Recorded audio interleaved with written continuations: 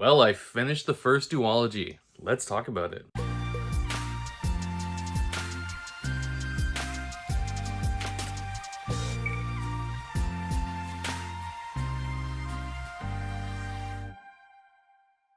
Thank you to my patrons for supporting the channel and making it the best it can be. Hey fantasy fans, welcome back. It's Dan here with TreeBeard Book Reviews, and I'm going to be doing a review of The Fall of Hyperion by Dan Simmons, Book 2, and I guess in the Hyperion Cantos duology, so this is the sequel to Hyperion. I was going to do a spoiler-free review for this, but I thought, you know what, let's kind of wrap up the series, talk through the whole, Hyperion and Fall of Hyperion, talk about what I liked, what I didn't like, and, give a whole kind of full review of the series or the first duology in the Hyperion Cantos. So for anyone new, welcome to the channel. For those of my subscribers, welcome back. As you have seen, I have started a Patreon. If you're interested in becoming a patron, there is a link in the description below. There's some fun tiers there, and patrons are starting to affect the channel a little bit because they can pick some books for me. So let's get into the review for The Fall of Hyperion. Okay, guys. So again, as I said, this is going to be spoilers. I really want to talk about this book, and I think it's kind of hard to talk about it without kind of spoiling it now, because you're probably, I assume, at least for me, I felt, you're not just going to read this, go into this book blind. You especially because the way Hyperion leaves you, you close on Hyperion with a bit of like a cliffhanger, so you really want to know. And this is one of the things I'm going to talk about with this book is I actually really wish I picked it up sooner, just because, I read Hyperion a few months ago, like 2 months ago, and even waiting that long, I already start to forget a lot of the terms, like the ousters, like the technocore, the hegemony, just all these terms. And like Dan Simmons doesn't hold back in this one. He really just throws, these terms at you, planet names, system names, and you're supposed to remember. So one of the first things I will recommend if you are going to be reading Hyperion, just pick this up right after and read it. So I actually did an Audible listen for The Fall of Hyperion, as I did the Audible listen for Hyperion. And there is some disappointment there, just because I really enjoyed the audio listen for Hyperion, because it was like a full cast audio, and they had different voice actors for the different POV characters, and it was really good and it was really immersive. But this one in Fall of Hyperion, it was just one guy doing the voice acting for all the same characters, so it was a really different performance. And I guess I should have known that straight away, but it was just, that brought it down. And it's not a criticism of the book, but I really wish, if you're going to do, Audible or audio producers, if you're going to do a full cast for the first one, do a full cast for the second one, in for a penny, in for a pound, because it did cheapen the experience a little bit. So is Fall of Hyperion good? Yes, it's good. Is it different from Hyperion? Yes, it's very different from Hyperion. Where Hyperion, it's really told like the Canterbury Tales style, with these different stories that all kind of connect to a greater narrative and purpose. And then you really see the kind of purpose in the Fall of Hyperion. So I guess the first beginning of the book, you meet M7. He is another cybrid. He is a cybrid, I guess, twin of the John Keats cybrid, Johnny, that you meet in Hyperion. And he's, in the beginning of the book, he's having dreams, and he's experiencing what the pilgrims are experiencing at the Temple of the Shrike. So I actually really like M7. I thought his the storytelling style of him relaying kind of what's going on, because the book is really broken down into like thirds. So the first third was with M7, and you see him relaying the story to President Gladstone, or I think Leader Gladstone, or whatever her title is. She's the leader of the hegemony, and he's telling her what's going on with the pilgrims at the Temple of the Shrike. And so it's really interesting, because he can only see them when he's dreaming. So this seemed like there's a lot of ways for Dan Simmons to get him to fall asleep. And I thought that was pretty kind of unique how he did that. But yeah, the only way he could really, you would only know as the reader what's going on with the pilgrims is through M7. So I like that kind of different telling. I really like that Dan Simmons approached this book in different ways and different storytelling styles, just like he did in Hyperion. But it still wasn't as good for me as Hyperion. I did enjoy it, but it was just, it took a while to get used to, and you're like, oh, why are you in the POV of this character? Do I like this character? And then, yeah, eventually you do like M7 and you get used to his POVs, and then it switches. And then it goes to the pilgrims, and then they're dealing with their tales. Kind of not the conclusions, but it reaches like the climax, and then it's that falling action you start to see when you go back to like the third part with M7. So this book did feel a little long. Like, it is a chunky book, and I think it was like a 21 or 22 hour audiobook listen, and I did feel at moments that I was not bored, but I was just waiting to get on to the next thing. I was like, yes, yes, yes, this is great and fine and good, but I was just kind of waiting, and I was just kind of either waiting for the section I was in to end or waiting for the book to end in general. And there was some like pretty big like oh crap moments. Like, I think chapter 33 is when you that's in the part 2 where your Braun goes into I think it's the technocore or like the deep core. I don't know what the heck it was, but she was in like in the core, and she finds out, she sees Johnny, her cybrid lover, and the father of her unborn child, and they figure out, or she is told by a greater AI what's going on. So you learn that there is a technocore god, AI god in the future that's sending the Shrike back to defeat humanity's god, which you realize a portion has also been sent back in time and is hiding from these two greater beings. So that part is the empathy part of the human god. So it's just like it's like real deep, like big ideas sci-fi in this chapter. I think it's chapter 33. It was really, really good. I really enjoyed it. But it was just, I felt like I was just like, everything kind of culminated in that chapter. And I think nothing hit as high at that point, like as that point in the book.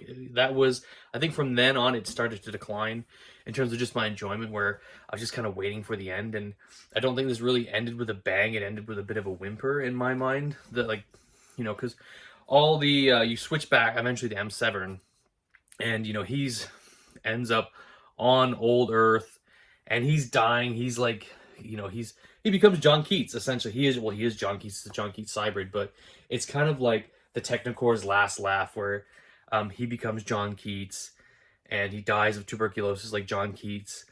And it's just like, there's a lot of deep messages and themes going on in this book, and I don't think they hit that hard for me as they did in the first book. And yes, it was like shitty to see like Severin die, and he kind of transcends to this greater being within the Technocore after his physical body dies. But it's just like, I still didn't like, wasn't overly distraught, because I did like the character, but I was like, it's like a character I met in this book, and yes, I got attached to him a little bit, but not enough where I would mourn him, and like, I'm like, oh, that sucks, like, oh well, keep going, like, kind of thing. So that was okay. But I did feel like, all the kind of the plot lines just didn't end super satisfactory. Like, with the Consul, it kind of ends with, oh, he kind of has like a really like weak trial where he wants to be punished, and they're like, no, we will not punish you. You will have to live and help clean up. And you're like, okay, that's fine. That's probably a better punishment for him. So Braun saves Martin Silenus after he was taken by the Shrike and put on the Tree of Thorns. And it was cool. Martin was really not that interesting in this book. He finished his Cantos, and then he gets captured by the Shrike. Well, he finishes Cantos on the tree, suffering, and it was okay. Like, Silenus's chapters, they were fine. I wasn't too engaged with his story the whole time. Like, yes, he was suffering on the tree with old like Mad King Billy, and finishing the Cantos in agony, and then is eventually saved, and he kind of becomes a nicer person for it at the end of the book, and he's a bit more loving and generous to Braun, and he sticks around as help with Hyperion. So that's his story ending, and then you have Fedmon Kassad and Moneta. This character, I just don't get what his purpose was in the end. I was like, what's this character's purpose? Like, he went through all sorts of different, like, moving through time to fight the Shrike, and the Shrike never loses. But I just, in the end, I was like, what is this guy's purpose? Like, what was his point? Just to fight the Shrike and lose, and maybe travel back in time, back in time to save his friends when the Shrike would attack, and then eventually just lose and die in combat. I was just like, what was his character's point? I didn't get Fedmon Kassad's point by the end, and that was like, his chapter was, or his story was my least favorite in Hyperion, and then there is that mystery of who Moneta is, and you eventually figure it out, and I don't like that ending either. But you know, I just don't know what his point was. I'm like, what was the purpose of this character? I didn't enjoy Fedmon Kasad. Maybe people in the comments can tell me now, like what the greater purpose of Fedmon Kasad was. I was like, what was his purpose in the end? Just to save Braun and Saul, like when the Shrike attacked. Yeah, I just Fedmon Kasad's story and his story with Moneta, which I'm going to get into later. I just it didn't grip me. I didn't care. I just wasn't interested in either of those characters. Um, because they're just seen as like pure sexual beings, I think, and like Dan Simmons just hypes up their sexuality by having them naked in these skin suits, and they're either making love or fighting. And it was just I don't know their purpose. I just didn't in the end when it came full circle. I was just like I didn't like that. I didn't enjoy their overall his overall chapters. So then I guess we'll get to Saul Weintraub, who was ended up being my favorite character in probably both books. Now I think about it, I really liked Saul's story, how heartfelt it was, how emotional it was, the thought of giving up and losing a child, and essentially raising a child three times, and just the amount of heart and love that is contained within this man who is dealing with this big dilemma, this Abrahamic dilemma of sacrificing your child to your God, but it's really not. It's a challenge. He kind of devised that it's a challenge of man against God, which I really like the forethought and the meanings and themes Dan Simmons put into Saul's character. I do not know if the execution was perfect near the end, but I still feel felt satisfied. When he gave up Rachel to the Shrike, and it breaks your heart.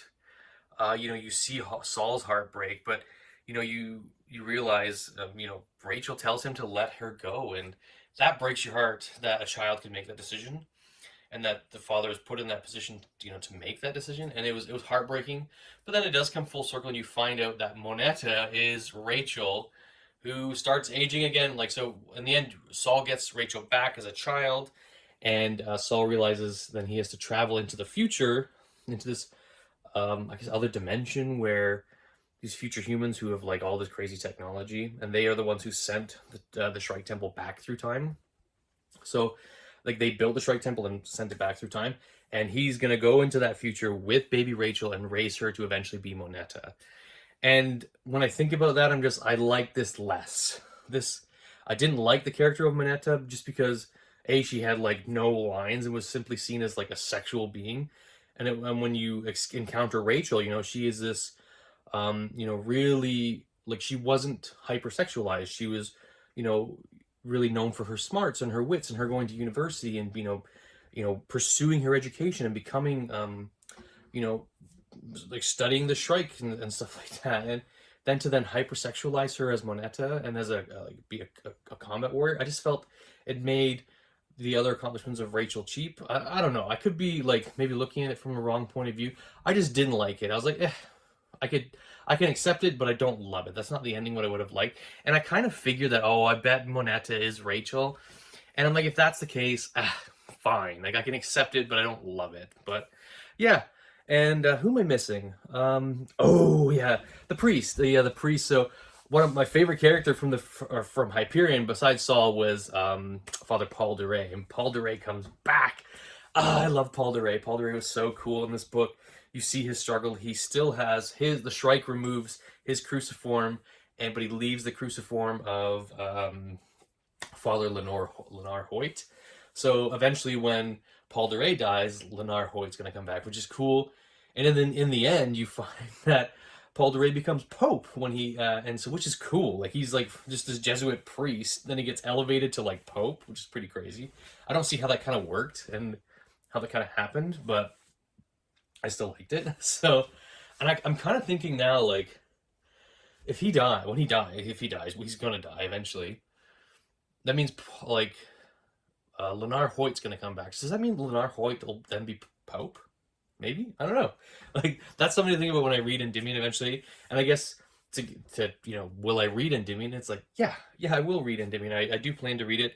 I guess I'll give my overall rating for the Fall of Hyperion.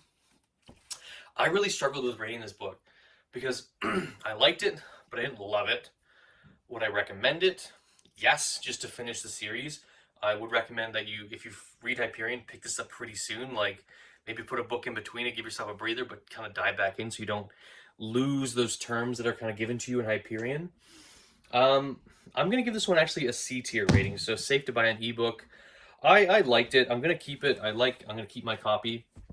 I don't think it blew my mind as much as Hyperion, and I think there's bigger ideas going on in Fall of Hyperion, but I think the storytelling was better in Hyperion. So, anyways, guys, that is my review of the Fall of Hyperion. I guess the Hyperion Cantos, the first duology as a whole, it's a great duology. It's a great set of books.